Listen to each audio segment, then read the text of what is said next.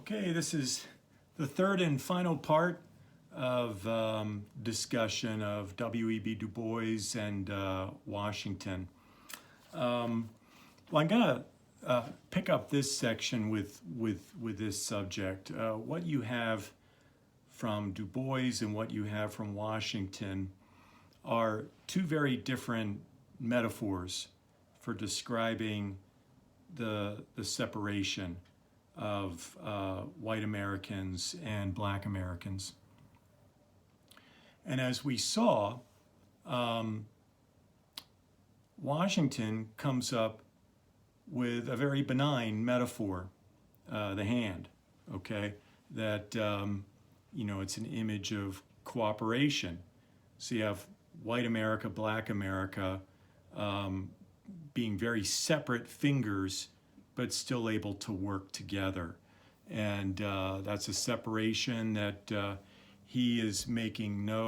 Washington is making no effort to try to, he's not trying to bring the races together at all. He's reinforcing segregation. And this is why many African Americans looked at what Washington was doing as a kind of betrayal. So, and Du Bois was one of them.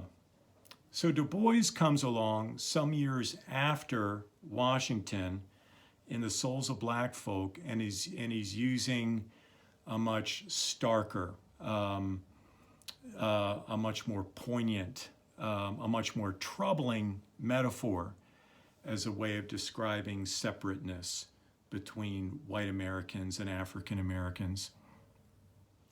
And that's the image of the veil. I wish I had a veil to demonstrate. Wait, I've got a scarf. Hang on.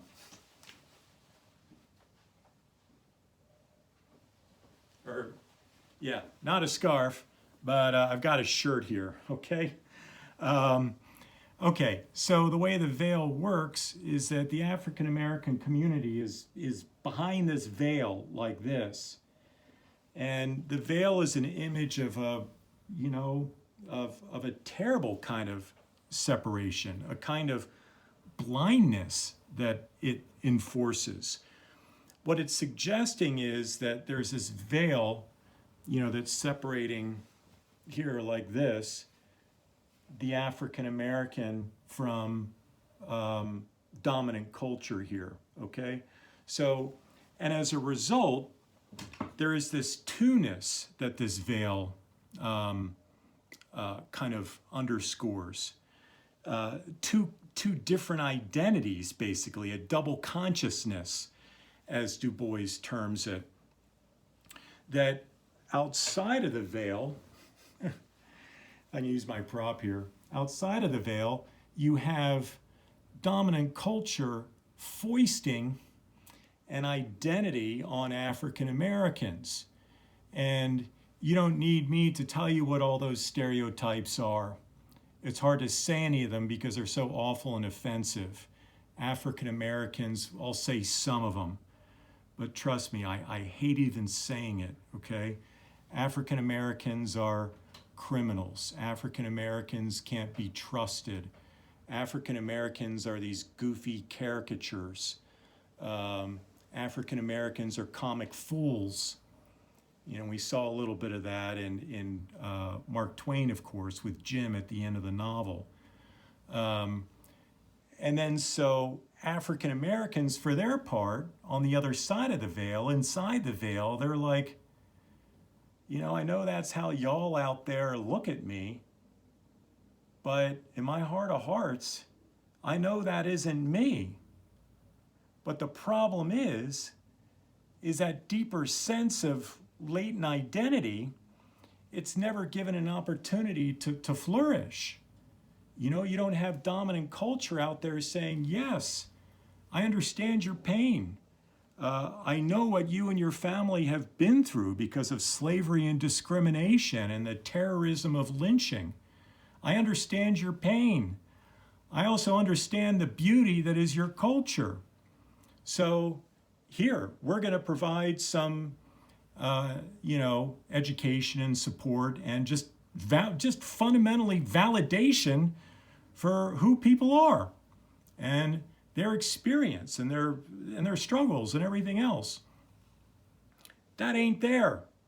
Instead, there's only more abuse coming down, more invalidation of experience, more hatred, more shaming, more ignorance. You know, oh, slavery, that was a long time ago, blah, blah, blah. Well, even now, folks, slavery wasn't that long ago. There are people alive now who, you know, had grandparents, great-grandparents, what have you, who were slaves. And they were raised by people who were once slaves.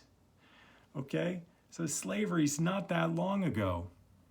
And it sure as heck wasn't very long ago when W.E.B. Du Bois was writing this narrative here, this story, Souls of Black Folk. And so there's this veil. There's this veil. And what reinforces that, a lot of it, is continued shame and pain being foisted on the African American community. Shame, pain, ignorance, everything else. Invalidation of experience.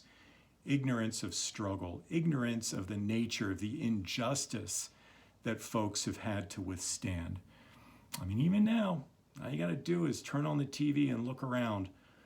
Racial hatred, racial injustice, still is not a thing of the past in this country. Far, far from it. Geez, we found out just in Midland, this doesn't concern African American community, but just at the Sam's Club in Midland, 2 Chinese people were stabbed, being held personally responsible for the coronavirus. Racial hatred and ignorance is not a thing of the past. And if it's not now, it certainly wasn't 120 years ago when Du Bois was writing about the veil metaphor. So let's look at the way he talks about the veil. If you look, you don't have the page number, right? Okay. Well, for me, it's page 7. Well, it's the very first page of this chapter. So I'm just going to read around here, okay? So just towards the bottom.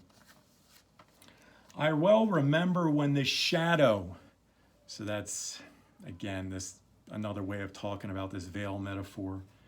When the shadow swept across me, you know, when this veil, when Du Bois first felt the veil, I was a little thing, away up in the hills of New England where the dark Housatonic winds between Hoosac and Taconic to the sea. In a wee wooden schoolhouse, something put it into the boys and girls' heads to buy gorgeous visiting cards, 10 cents a package. An exchange. The exchange was merry till one girl, a tall newcomer, refused my card. He refused it peremptorily with a glance. Then it dawned upon me with a certain suddenness that I was different from the others, or like mayhap in heart and life and longing, but shut out from their world by a vast veil. I had thereafter no desire to tear down the veil, to creep through. I held all beyond it in common contempt and lived above it in a region of blue sky and great wandering shadows. Okay, so you see how so the veil came up. Du Bois was just a decent little schoolboy, you know, just playing games and having fun and whatever. So he had a certain perception of himself as being just your average good kid, okay? But then came the veil, and it was foisted on him from without by a white girl based on racial ignorance. So it was at that moment that he realized the way he was perceived, what he was perceived as being was very, very, very, very different from who in fact he really was. And that was just the beginning. and in his life. And then he goes to find out that every other African American had that same experience of putting that veil of racial hatred over top of him. Okay, so he goes on and says more about this veil and the damage that this has done to the African American community. Skip down to that next paragraph, same page. After the Egyptian and the Indian, the Greek and the Roman, the Teuton and the Mongolian, the Negro is a sort of seventh son, born with a veil and gifted with second sight in this American world. So that's being ironic, as though it's some kind of a gift. As we see, it's not a gift. A world which yields him no true self-consciousness. So when that girl rejected him, wouldn't even take a greeting card from him, that was an act of shaming, an act of rejection that didn't even come close to validating who DuBois was. Wouldn't a more appropriate response have been, man, what a smart boy you are. I'll bet you'll go on to get a PhD from Harvard, right? No, instead, you're not worthy of my attention. You need to just go away. You know, imagine getting that message as a child and getting it over and over, okay? Not just DuBois, but many, many, many other African-American children, and how traumatic that would be, how damaging that's going to be to little psyches, okay? You know, racial hatred does incredible damage psychically to people. And again, the veil metaphor brings that out in a way that the hand metaphor doesn't. See, we're all just happy fingers all together here. DuBois is saying that does not do justice to my experience as an African American, okay? All right. Okay, it is a peculiar sensation, this double consciousness, and this concept of double consciousness. DuBois is getting that through William James and from Emerson also. So you see, he's working with these ideas that go back some generations. This sense of always being looked at, this sense of always looking at oneself through the eyes of others, of measuring one's soul by the tape of a world that looks on in amused contempt and pity. Okay? So imagine what it is, DuBois trying to go around and he meets another little girl, right? And just knowing in his heart of hearts that she's going to hate him because of the experience that he went through, okay? And because of this basic intuitive understanding that she also is going to have that same fear and hatred and dislike of me because of this color of my skin, okay? So, and again, in this deep sense that that's not who I am. And for people to look at me this way is unjust, and it's morally deeply wrong. Okay. Through the eyes of others, of measuring one's soul by the tape of a world that looks on in amused contempt and pity. Okay, I already read that. One ever feels his two-ness, an American, a Negro, two souls, two thoughts, two unreconciled strivings, two warring ideals in one dark body, whose dogged strength alone keeps it from being torn asunder. So here what DuBois is doing is he's talking about the psychic damage, the kind of split that this is going to cause in a black psyche, and the incredible work it takes, has taken, you know, people in the community to just keep striving in the face of such hatred and ignorance and lack of understanding. The history of the American Negro is the history of this strife, this longing to attain self-conscious manhood, to merge his double self into a better and truer self. He simply wishes to make it possible for a man to be both a Negro and an American without being cursed and spit upon by his fellows, without having the doors of opportunity closed roughly in his face. Okay, so there's this yearning here, you know. Can it ever be pulled down? So I can be welcomed just simply as another human being, accepted for who I am as a person, and being given an opportunity to get on with my life without having to walk around and worry if people are going to think I'm a thief or a criminal or dishonest, can't be trusted, or, you know, poor character or whatever else, right? I can just simply be who I am, celebrate all the beauty that is the African American culture, celebrate the soul, you know, the beauty of the African American cultural experience. Let that flourish, let that come out, and to be accepted and welcomed instead of being just, you know, people looking at you in contempt simply for the fact that you're of a different ethnicity, a different ethnic identity. Yeah, okay.